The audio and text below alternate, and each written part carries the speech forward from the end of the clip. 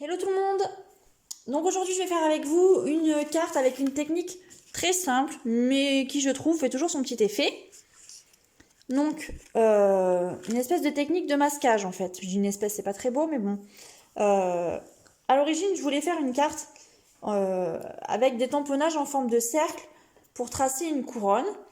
Mais je voulais faire ça sur une carte rectangulaire. Je voulais pas que ce soit sur un bord carré. Bref, je voulais faire un entraînement, j'ai pas réussi avec le Stamparatus. Et donc je me suis rapprochée d'une autre technique. La technique avec un post-it. Donc initialement, j'avais voulu, comme j'étais partie de ma couronne, faire une carte de ce style. Et puis finalement, quand j'ai voulu te mettre le petit sentiment à l'intérieur, meilleur vœu, bah évidemment mon cercle était trop petit. Donc j'avais fait en plus une carte carrée, ce que je ne voulais pas faire. Bien que ce soit très pratique. Je suis ensuite partie sur cette carte que je trouve très jolie, mais pour le coup, trop de cœur. Et je trouvais que ça faisait plus vraiment bonne année. Voilà, c'est plutôt anniversaire ou quelque chose d'amour. Enfin bon, bref, c'était pas ce qui me convenait. Donc j'ai fait exactement la même chose, en mettant cette fois le mot en relief et en enlevant tous les cœurs. J'ai rajouté des petites perles parce que je trouve que ça finit toujours bien. Et un ruban, et donc je suis restée sur des fonds de couleurs que j'aime beaucoup, un peu pastel, bien qu'ici j'ai mis du bleu un petit peu pétant, mais enfin je trouve ça quand même très joli. Et donc j'ai partagé avec vous cette technique pour que vous puissiez la reproduire. Donc vous allez avoir besoin d'un post-it, je l'ai déjà découpé, j'ai utilisé en fait les formes à coudre, n'importe quoi, les Framelits Pyramide d'ovale, et j'ai pas pris l'ovale le plus grand, n'importe quoi, décidément.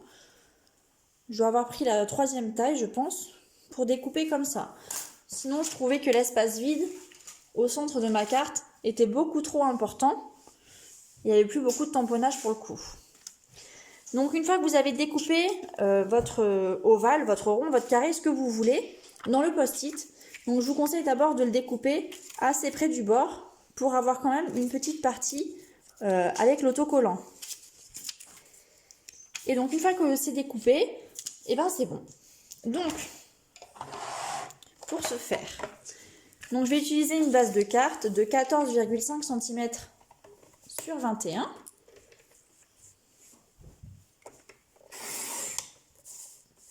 Voilà, et que je vais venir plier en deux, donc à 10,5.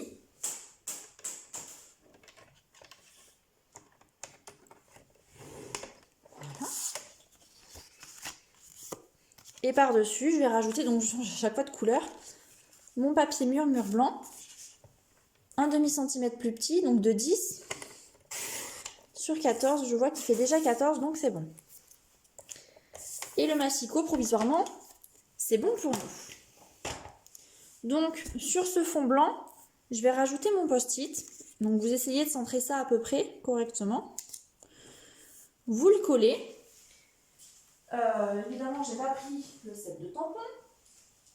Et donc, il vous faut les encres. Donc, vous pouvez prendre 3 voire 4 encres, enfin couleurs différentes. 4, je trouve que ça met un peu plus de gaieté. Donc, j'ai essayé de prendre des couleurs un peu coordonnées. J'ai pris Horizon Bruyère, Sous l'écume, Tellement Safran. Et ici, Plume de Parme, la couleur Incolore. Voilà.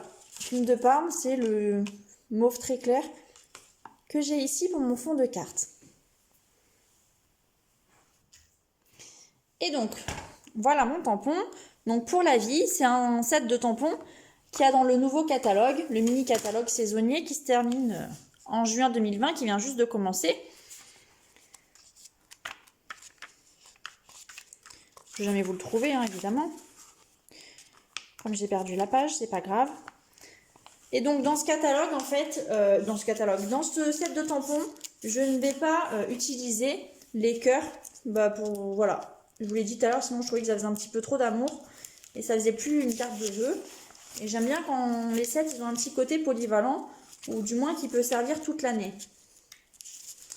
Donc je vais utiliser seulement les fleurs. Donc il y a la grande tige ici que je vais colorer. La petite fleur juste au-dessous. Et ici le grand bouquet que je vais essayer de mettre dans des couleurs différentes. Alors, je cherche quand même, hein, j'insiste, mon set de tampons pour la vie, page 18, évidemment. Je suis passée à côté, mais je ne l'ai pas vu. Il est là. Donc, si jamais vous faites comme moi, hein, vous paniquez, vous ne trouvez pas, sachez que au début du catalogue, il y a un espèce de sommaire, un récapitulatif où vous pourrez tout trouver.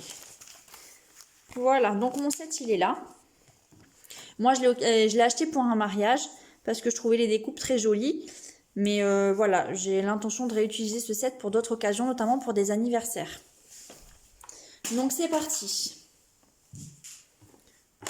Mes encres, j'ai ma base de cartes. Et je vais commencer par prendre mes fleurs. Donc, les 3.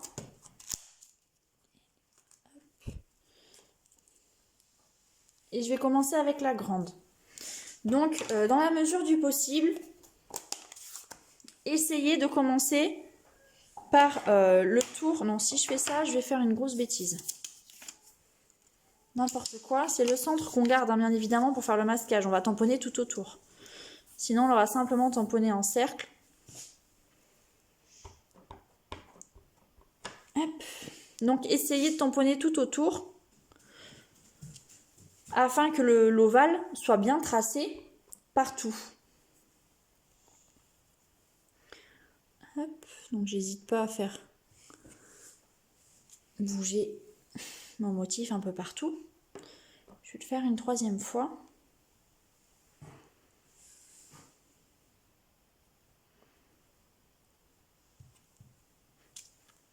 Voilà, c'est vraiment très léger. Je voulais laisser dépasser que les feuilles. Voilà. Et donc avec ça, c'est parti pour mes grandes feuilles. Donc là, je vais changer de couleur.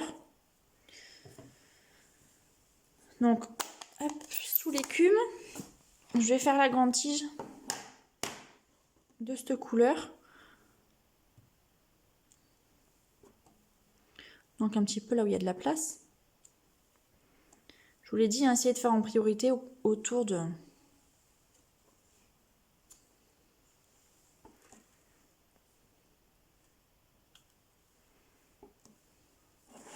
Voilà.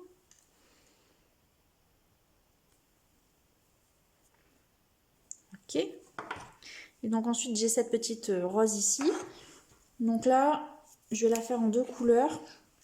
Je vais utiliser plume de Parme avec le Stampin' Right.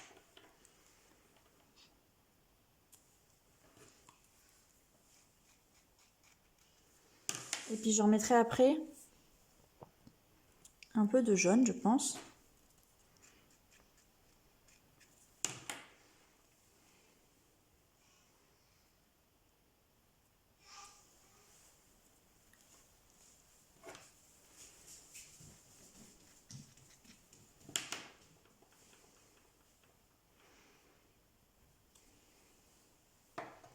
Alors, changement de technique. Je vais continuer. Je vais refaire une grosse fleur parce que sinon ça fera pas assez. Je vais la faire en jaune cette fois. Parce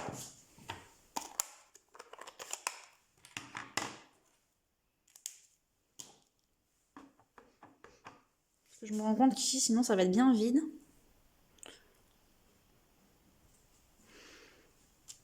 Hop. Voilà, qui est quand même bien mieux.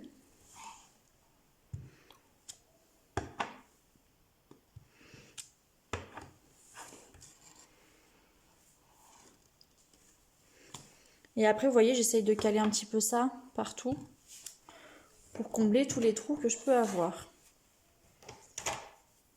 Hop. Je continue avec mon plume de Parme. Un petit chouïa ici.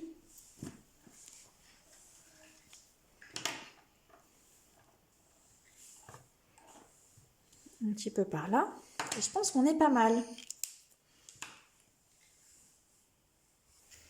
Et voilà. Donc, je vais fermer mes encreurs.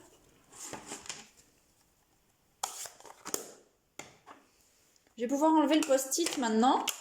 Et vous allez voir, ça va me laisser un espace vide assez grand. Et je vais pouvoir tamponner au milieu. Donc, meilleurs vœux, je l'ai pris du même set de tampons. Ici, là. La phrase, c'est avec tous nos meilleurs vœux. Là, pour le coup, ça fait quand même assez amour. Mais j'ai ancré seulement la phrase du bas, meilleurs vœux. Donc, pour l'ancrer, vous pouvez très bien utiliser les tampons encreurs. Comme c'est en ligne droite, normalement, vous ne devriez pas avoir de problème pour viser. Moi, je vais utiliser le Stampin' Right. Comme ça, je vais directement choisir les lettres que je veux ancrer. J'ai un petit intrus qui s'incruste.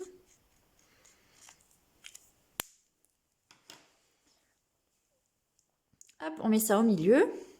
Donc, soit vous le tamponnez directement, soit on peut venir le mettre en relief.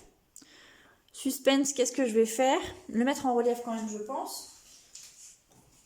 De toute façon, on a tous des chutes de papier murmure blanc qui nous traînent quelque part. Hop, je vais mettre comme ça. Voilà. Pourquoi je vais le mettre en relief? Parce que je vais attacher un petit ruban après à côté.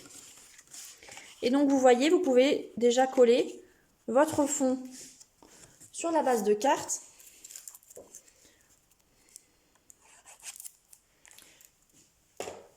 Si vous avez la colle qui fonctionne. Apparemment, c'est mal engagé chez moi.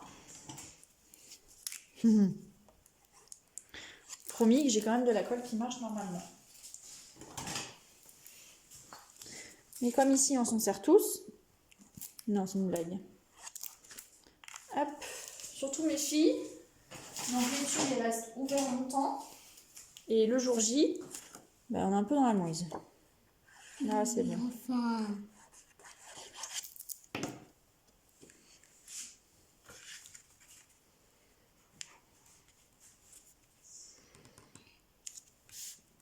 Voilà. Donc, je vais le mettre en relief. Je vais le découper avec le massicot.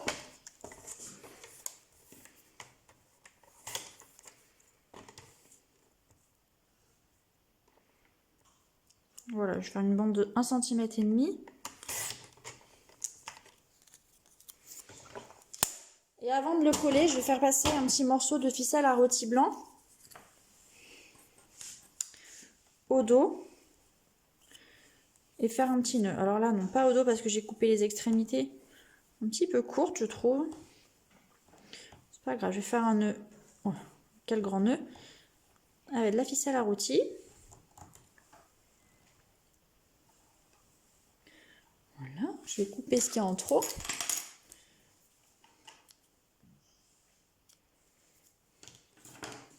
Il va me falloir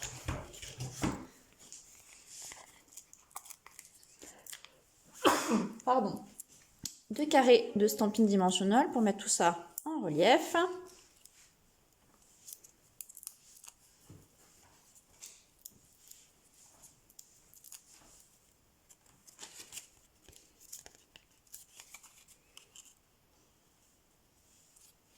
Donc vous êtes libre d'écrire le mot dans le carré de votre choix. Hein. Voilà, mon petit nœud il est là. Donc pour le coup, je vais le coller avec mon glue dot.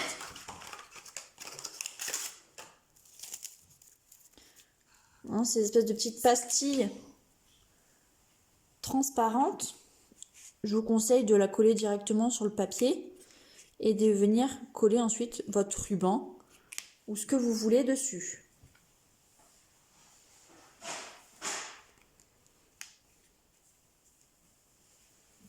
Les curieux sont vraiment curieux. Et voilà. Pour finir, je vais ajouter quelques perles parce que je trouve que rien ne vaut une carte avec des petites perles. Donc ça va très bien aller sur les pétales, sur les pistils des fleurs en plus. Franchement, il y a le choix. Et voilà, je trouve que ça termine toujours bien une carte. Donc j'aime bien en mettre souvent. C'est pas la peine d'en mettre beaucoup, 3, 4. Ça suffit amplement. Et voilà. écoutez, moi je suis toujours contente du résultat. Voilà, je trouve que c'est joli. J'aime bien l'esprit ici de masquage, d'avoir tamponné en ovale. Et je suis contente de moi. Écoutez, j'espère que ça vous a plu. N'hésitez pas à partager cette vidéo, à mettre un petit cœur, un petit commentaire. Ça me fait toujours plaisir et ça m'incite à continuer. Ou à partager ma page ou visiter mon blog. Merci beaucoup, à bientôt!